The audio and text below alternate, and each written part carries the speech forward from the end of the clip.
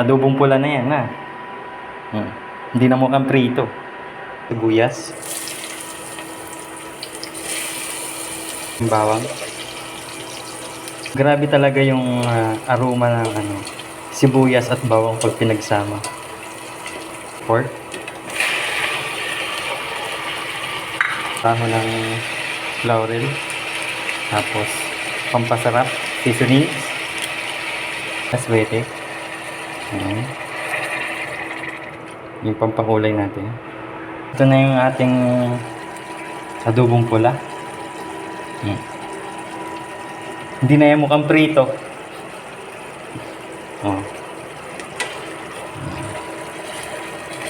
Adobong pula version 2. Di ba? Kasi yung una natin gawa, yung version 1 natin, parang prito. Parang pinirito ko lang daw. So, ayun, gumawa tayo ng version 2. Adobong pula na yan, ha? Hindi na mukhang prito. Kung nakaabot ka sa puntong ito ng video ito, paki-comment nga kung taga saan ka. Thank you for watching and follow for more.